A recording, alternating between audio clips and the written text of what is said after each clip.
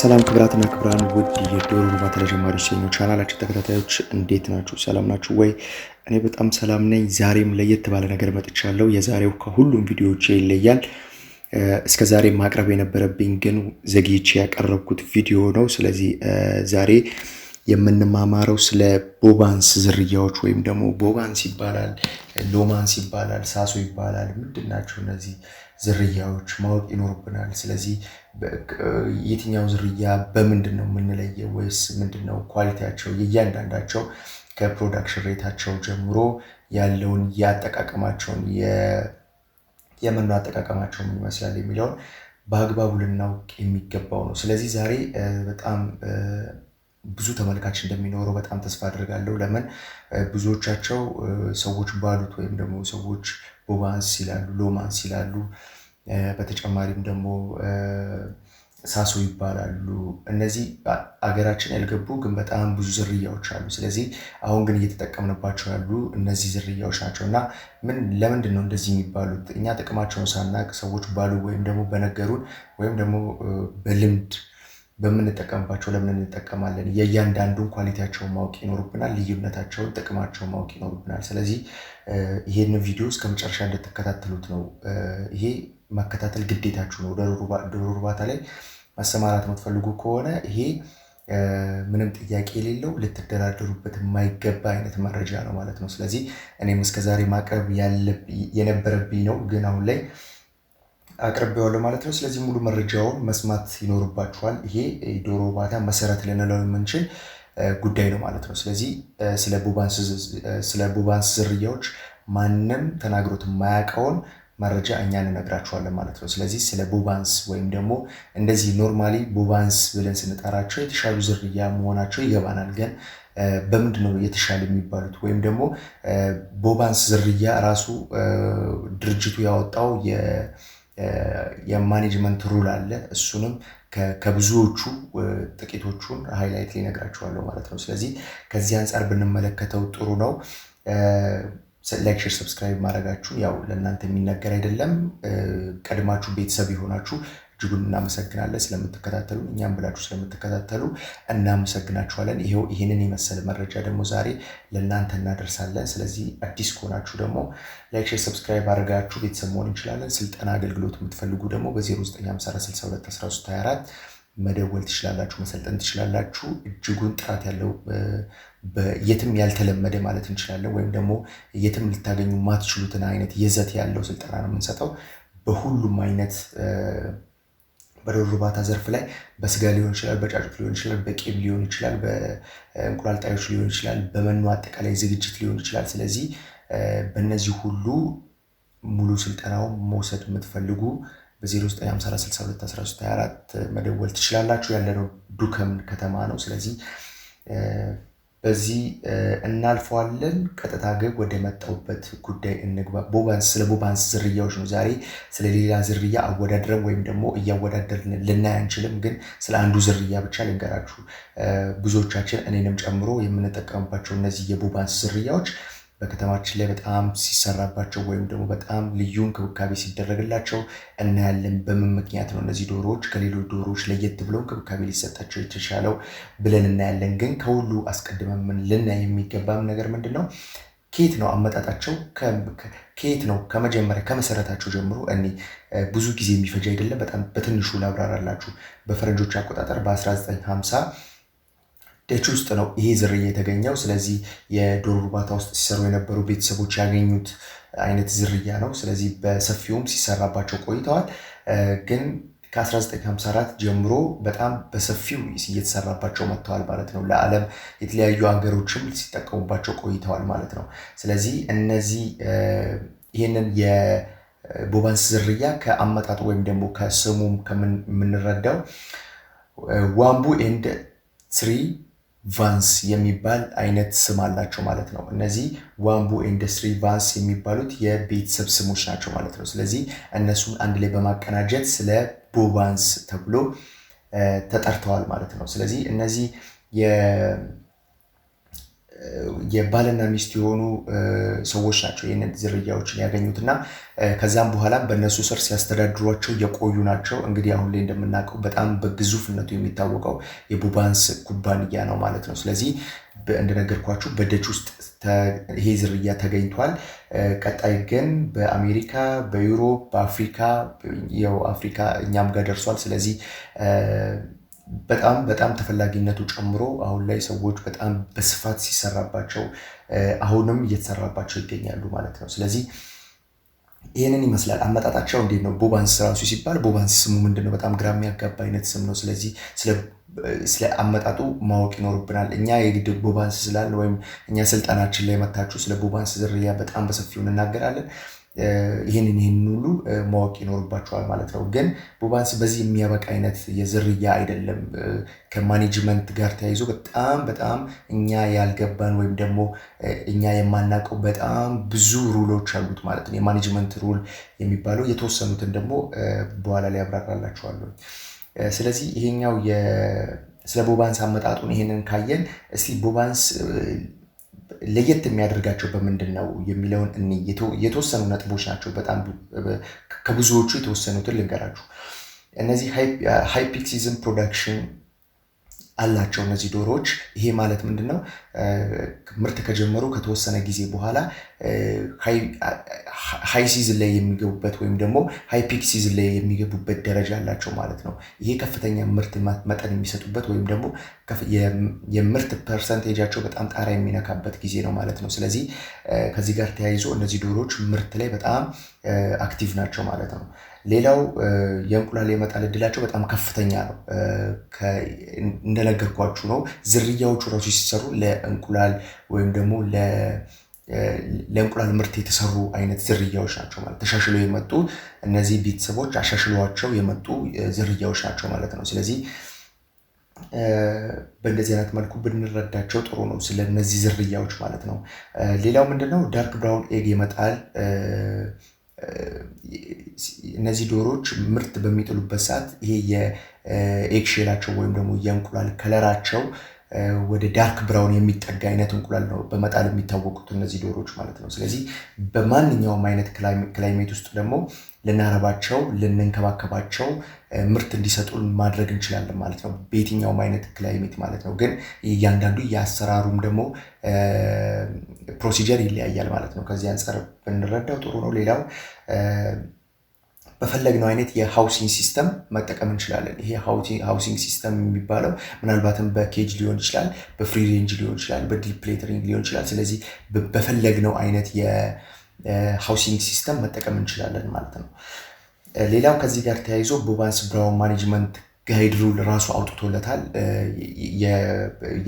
የስራ ፕሮሲጀራችንን በምን መልኩ ልናደርግ ይገባል የሚለውን በጣም መጀመሪያ ላይ ከተጠቀሱት ሶስቱን ብቻ ነው ልገልጽላችሁ የምፈልገው። ዋን ኤጅ ኦንሊ ይላል። ይሄኛው ምን ለማለት ተፈልጎ ነው? ይሄ በተለይም ደግሞ የእድሜያቸውን የምንቀላቀል አይነት ሰዎች አሉ። ብዙ ሰዎች እኔ ጋር ይደውላሉ። ለምሳሌ አሁን እዚህ ከተማ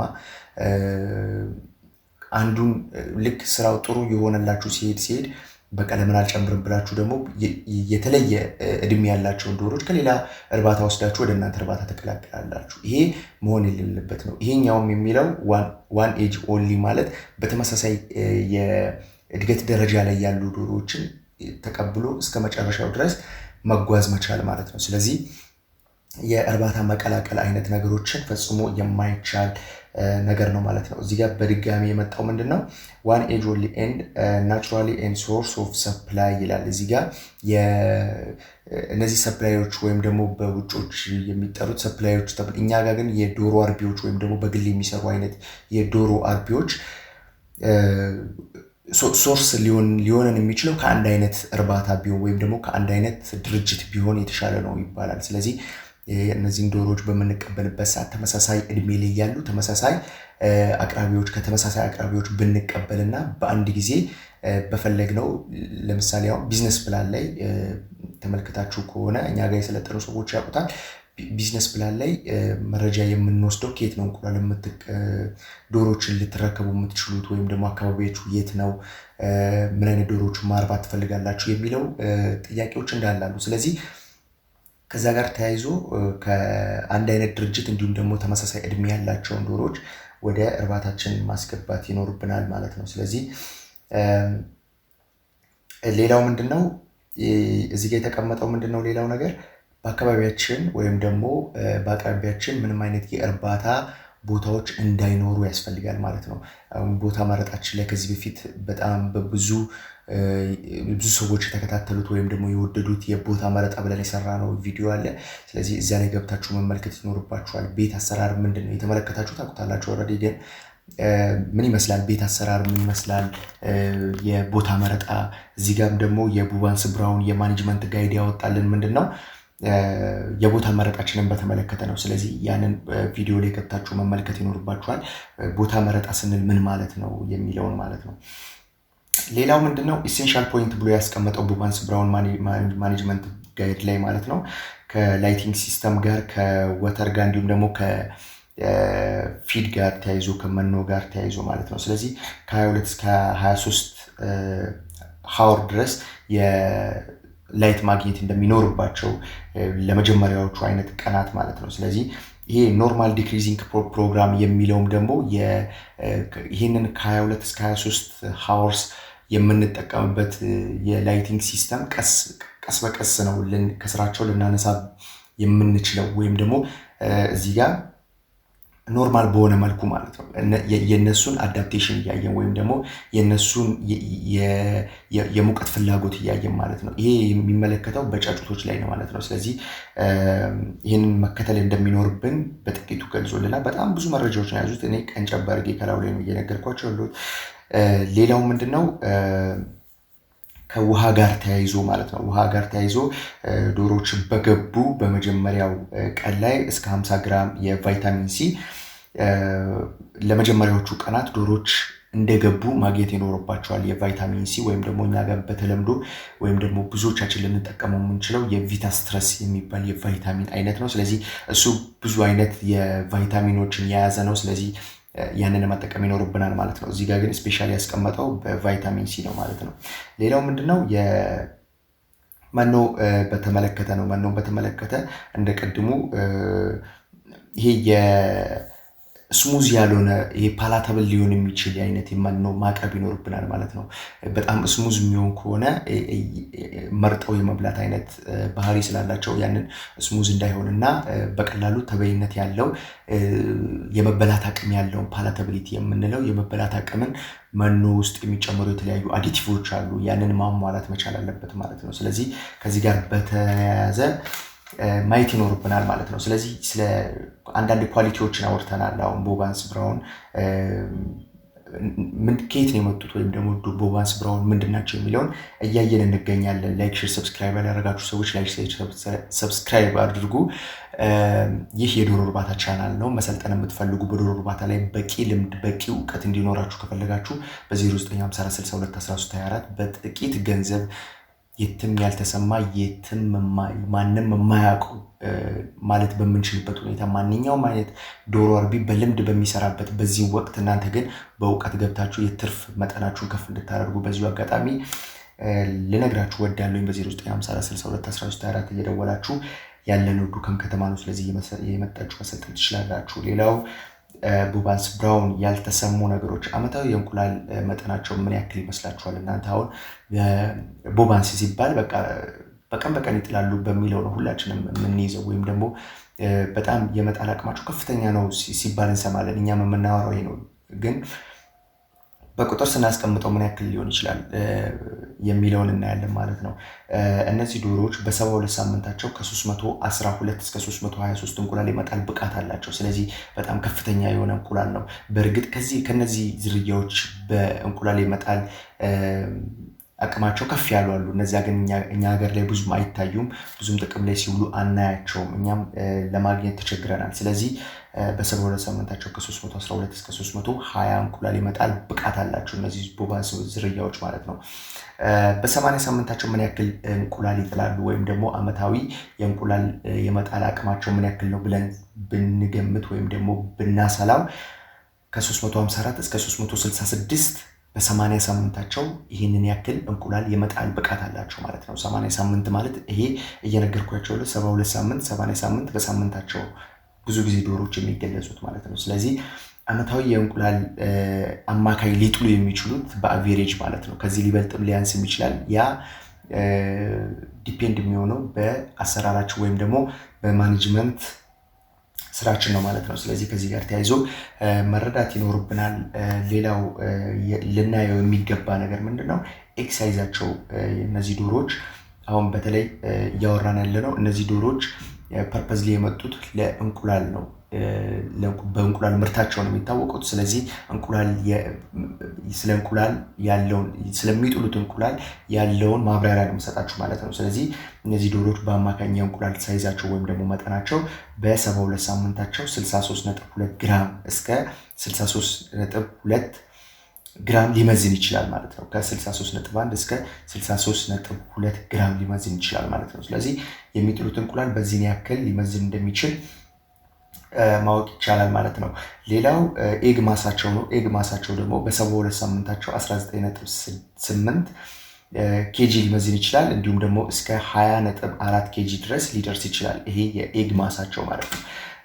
እንዲሁም በተጨማሪ ልናየው የሚገባው ምንድነው? በአቬሬጅ ዴሊ ፊድ ኢንቴክ ደግሞ ስናይ በቀን ሊጠቀሙ የሚችሉት የመኖ መጠን ፐር በርድ ማለት ነው ወይም ደግሞ ፐር ቺክን እስከ 124 ግራም ከ124 ግራም እስከ 115 ግራም። ይሄ ማለት ፕሮዳክሽን ሬታቸው በተወሰነ መልኩ ዝቅ በሚል ሰዓት ወደ መጨረሱ አካባቢ ሲደርሱ በ115 ግራም ልንመግባቸው እንችላለን ማለት ነው። ይሄ 115 ግራም ዝም ብለን የምንቀንሰው የምንጨምረው ሳይሆን ለምሳሌ 124 ግራም ተቀምጧል። ብዙዎቻችን ግን ስንሰራ የነበረው በ120 ግራም ነው። ግን እዚህ ላይ ስታንዳርዱ የተቀመጠው ለነዚህ ዝርያዎች ከ124 ግራም ምናልባትም ይሄ የፕሮዳክሽን ሬታቸው ከሚጀምርበት ወይም ደግሞ ፕሮዳክሽን ከሚጀምሩበት ጊዜ አንስቶ እስከሚጨርሱበት ባለው አቬሬጅ የተሰራ ነው። ስለዚህ ይሄኛው ምን መሆን አለበት? 115 ግራም ወደሚጨርሱበት አካባቢ ራሱ ግራፍ አለው፣ የራሱን የቻለ የቦባንስ ብራውን ግራፍ አለው ማለት ነው። በዛ ግራፍ መሰረት ነው የመኖ አጠቃቀማችንን የምናስተካክለው ማለት ነው። ስለዚህ ሌላው ምንድነው? የቦዲ ዌታቸው ነው። ምን ያክል ሊመዝኑ ይችላሉ እነዚህ ዶሮዎች? በ16 ሳምንታቸው ከ1.9 እስከ 1.9 ድረስ ሊመዝኑ ይችላሉ ተብለው ይቀመጣሉ እነዚህ ዶሮዎች ማለት ነው። ስለዚህ በክብደታቸው አንጻር ለምሳሌ በ16 ሳምንታቸው 1.9 ድረስ የማይመዝኑ ከሆነ እነዚህ ዶሮዎች በተለያዩ ጉዳዮች ላይ ተጎድተዋል ወይም ደግሞ በቂ መኖ ላይ ያገኙ ይችላሉ። ቬንቲሌሽን ሲስተሙ ትክክል ላይሆን ይችላል። ላይቲንግ ሲስተሙ ከዚህ ጋር ተያይዞ ከውሃ አጠጣጣቸው ጋር ተያይዞ ከበሽታ ጋር ተያይዞ ከብዙ አንግል ልናነሳው የምንችለው ጉዳይ ሊነሳ ይችላል ማለት ነው። ከቦዲ ዌታቸው በ16 ሳምንታቸው 1.9 ግዴታ መመዘን መቻል አለባቸው ማለት ነው። ስለዚህ ከዚህ ጋር ተያይዞ ማወቅ ይኖርብናል። ሌላው ምንድነው? ሌንግ ፔሪድ ወይም ደግሞ ይሄ ፒክ ሲዝን ልንለው የምንችለው ሁኔታ በ72 ሳምንታቸው 94.5% እስከ 96.5% የመጣል ብቃት አላቸው። ይሄ ማለት በጣም የሚያስገርም አይነት የእንቁላል የመጣል ፐርሰንቴጅ ነው ማለት ነው። ስለዚህ ይሄ ፒክ ሲዝን ቅድም እንደነገርኳችሁ ማንኛውም ዶሮ ይሄ ስታርቲንግ ሌይንግ የሚባል ነገር አለ። የእንቁላል የሚጀምሩበት ጊዜ አለ። ማከል ላይ ፒክ ሲዝን የምንለው አለ፣ እንዲሁም ደግሞ ሬኒንግ ፔሪድ የምንለው አለ። ስለዚህ በእነዚህ በሶስቱ መካከል ምን ያክል ቅድም እንደነገርኳችሁ የራሱ ግራፍ አለው የሚነሳበት የፒክ ሲዝን የሚደርስበት እንዲሁም ደግሞ ዲክሪዝ የሚያደርግበት የሬኒንግ ፔሪድ ወይም ደግሞ የመጨረሱ ጊዜ ሲደርሱ ማለት ነው። ስለዚህ ከዚህ ጋር ተያይዞ ብንመለከተው ጥሩ ነው። እነዚህ በ72 ሳምንታቸው 94.5% እስከ 96.5% ሊጥሉ የሚችሉት ማለት ነው። እነዚህ ቦባንስ ዝርያዎች እጅግ በጣም አስደናቂ የሆኑ ዝርያዎች ናቸው፣ እኛውም እየተጠቀምንባቸው ባለንበት ወቅት ማለት ነው። ሌላው ከዚህ ጋር ተያይዞ በ80 ሳምንታቸው ምን ያክል ሊሆኑ ይችላሉ እነዚህ በፐርሰንት የሚጥሉ ዶሮዎች? ቅድም በ72 ሳምንታቸው ላይ 94.5 እስከ 96.5 ድረስ አይተናል። በ80 ሳምንታቸው ግን 93.7 እስከ 96% ድረስ የመጣል ብቃት አላቸው። ይሄ ማለት በተወሰነ መልኩ ዝቅ እያለ የሄደ ነው ማለት ነው። ስለዚህ የተወሰነ የቁጥር ልዩነት አለው ማለት ነው በፐርሰንት። ስለዚህ ከዚህ ጋር ተያይዞ ልንረዳው የምንችለው ነገር ይኖራል ማለት ነው። ሌላው እነዚህ የኤግ ፕሮዳክሽን ሬት የምንላቸው ለምሳሌ በፐርሰንት የተቀመጠልን በሳምንታቸውና በፐርሰንት የተቀመጠልን አለ። ለምሳሌ በ60 ሳምንታቸው እስከ 97% እስከ 87% ሊጥሉ ይችላሉ። በ72 ሳምንታቸው እስከ 82%፣ በ90 ሳምንታቸው እስከ 73%። ይሄ ማለት እየወረደ የመጣ ነው ማለት ነው። ስለዚህ ይሄ የእንቁላል አጣጣላቸው ወይም ደግሞ በፐርሰንት የምናስቀምጠው ለራሳችን ትርፍና ኪሳራ ለማወቅ እንዲረዳን፣ ዶሮቹ ያሉበትን ሁኔታ ለመገመት እንዲረዳን፣ አጠቃላይ ለፋርማችን በጣም ጥሩ እንቅስቃሴዎችን ልናደርግ የሚገባ ውሳኔ ሰጭነት ወይም ደግሞ ውሳኔ ልናስተላልፋባቸው የምንችልበት ሁኔታ መወሰኛ ዘዴ ነው ማለት ነው ይሄ በአጠቃላይ። ስለዚህ ይሄ የዶሮዎች ፐርሰንቴጅ ወይም ደግሞ ይሄ የኤግ ፕሮዳክሽን ሬት ወይም ደግሞ በፐርሰንት የምናስቀምጠው የዶሮዎችን እንቁላል የመጣል ፐርሰንት በጣም ጠቀሜታ አለው ማለት ነው። ስለዚህ እነዚህ ዶሮዎች በተጨማሪ 2 ነጥቦችን ነግሬ ልጨርስ። በጣም ጥሩ የሚባል የኤግሼል ወይም ደግሞ የእንቁላል ቅርፊትን በመስራት ይታወቃሉ። እነዚህ ዶሮዎች በቀላሉ ማኔጅ ማድረግ እንችላለን ማለት ነው። ቅድም እንደነገርኳችሁ በማንኛውም አይነት ክላይሜት ውስጥ እነዚህ ዶሮዎች ማስተዳደር ወይም ደግሞ ማኖር እንችላለን፣ መንከባከብ፣ እነዚህ ምርት እንዲሰጡ ማድረግ ያስችለናል ማለት ነው። ስለዚህ ቅድም እንደነገርኳችሁ በ3 አይነት ሀገራት በአሜሪካ ውስጥ፣ በዩሮፕ እና በአፍሪካ ውስጥ በጣም እየተሰራባቸው የሚገኙ በተጨማሪም ደግሞ ይሄ በሚድል ኢስት የሚባሉ ሀገራት ላይ በጣም እየተሰራባቸው ይገኛሉ። ስለዚህ እነዚህ ዶሮዎች በጣም ጥቅም እየሰጡን የሚገኙ ዶሮዎች ናቸው። ስለዚህ ቦባንስ ሲባል ሁላችሁ ቦባንስ ትላላችሁ፣ ሁላችሁ ቦባንስ ትላላችሁ። ቦባንስ ግን ምንድን ነው የሚለውን ዛሬ አይተናል ማለት ነው። ብዙዎቻችሁ ቦባንስ እስካሁንም ያልገባችሁ ትኖራላችሁ፣ ግን ሰው በሚል ብቻ እያላችሁ ሊሆን ይችላል። የትኛው መምረጥ እንዳለባችሁም በጣም ግራ ገብቷችሁ ሊሆን ይችላል። ስለዚህ ቀጣይ ደግሞ በሎማንስስ የቦባንስ ዝርያ ሆኖ የሎማንስ እነዚህ አንድ አይነት ብሪዶች ናቸው፣ ግን በተወሰነ መልኩ ተመሳሳይነት የአቬይላቢሊቲ የሚባል ነገርም አለ። የመገኘት እድላቸው ምን ያክል ነው የሚለውን እናያለን ማለት ነው በቀጣይ። ስለዚህ ለዛሬ ይዤላችሁ የመጣሁት ሀሳብ ይህንን ይመስል ነበር። በተወሰነ መልኩ የተወሰነ ሀሳብ እንደጨበጣችሁበት፣ ስለ ቦባንስ ያላችሁን አመለካከት እንደቀየረላችሁ ወይም ደግሞ እንዳሰፋላችሁ በጣም ተስፋ አደርጋለሁኝ። በቀጣይ ደግሞ ወይ ስለ ሎማንስ ወይም ደግሞ ስለ አንድ ዝርያ ስለ ሳሶ ሊሆን ይችላል፣ ስለ ሎማንስ ሊሆን ይችላል። በሀገራችን እንደሚታወቀው ቦባንስ፣ ሎማንስ እና ሳሶ የሚባሉ እነዚህ 3 ብሪዶች ናቸው ያሉት፣ በሰፊው እየተሰራባቸው ያሉ። ስለዚህ ከዚህ ጋር ተያይዞ ኮመንት አድርጉልኝ ስለምን እንዲሰራላችሁ እንደምትፈልጉ፣ የትኛው ዝርያ እንዳልገባችሁ ወይም ደግሞ በዚህ በአሁን ባብራራሁትም ደግሞ ያልገባችሁ ወይም ደግሞ ግራ የገባችሁ ነገር ካለ ኮመንት አድርጉልኝ። ያ ደግሞ ፈጣን ምላሽ ያገኛል ማለት ነው። በተለይም ደግሞ በቀጣይ ስለ የትኛው ዝርያ እንዲሰራላችሁ የምትፈልጉ ብዙዎቻችሁ ኮመንት ያደረጋችሁ ወይም ደግሞ ብዙ ላይክ ያገኘው የዝርያ ቀጣይ ቪዲዮ ይሰራለታል በእንደዚህ አይነት ሙሉ ስታንዳርዱን በጠበቀ የማብራሪያ ማለት ነው። ስለዚህ ይሄ በነገራችን ላይ ልትረዱኝ የሚገቡት እኔ የጻፍኩት አይደለም፣ ስታንዳርዱ ያስቀመጠው ነው። ይሄ የቅድም የማኔጅመንት ጋይድ ራሱ ያወጣለት አለ፣ ድርጅቱ ያወጣለት፣ ያንን ነው እያብራራሁላችሁ ያለው። የትም ልታገኙት የማትችሉት አይነት የማኑዋል ነው ማለት ነው። ስለዚህ ከዚህ አንጻር ብትረዱ ጥሩ ነው። ስለተከታተላችሁኝ እስካሁን ስለጠበቃችሁኝ እጅጉን አመሰግናለሁኝ። ላይክ፣ ሼር፣ ሰብስክራይብ ማድረጋችሁ እንዳትረሱ። ስልጠና የምትፈልጉ በ09546224 እየደወላችሁ መሰልጠን ትችላላችሁ። ለዛሬ ያለኝ ቪዲዮ ይሄንን ይመስል ነበር። እንደነገርኳችሁ ኮመንት አድርጉልኝ። በቀጣይ የትኛው ዝርያ አስጨንቋችኋል ወይም ደግሞ ልትሰሩበት ያሰባችሁት ዝርያ የትኛው ነው የሚለውን ኮመንት አድርጉልኝ። ብዙ ላይክ እንዲሁም ደግሞ ብዙ የተጠየቀ ፈጣን ምላሽ ያገኛል ማለት ነው። ቪዲዮ እንደሚሰራለት በዚሁ ልገልጽላችሁ እወዳለሁ። ስለተከታተላችሁኝ እስካሁን ስለጠበቃችሁኝ እጅጉን አመሰግናለሁ። በቀጣይ እስክንገናኝ ሰላም።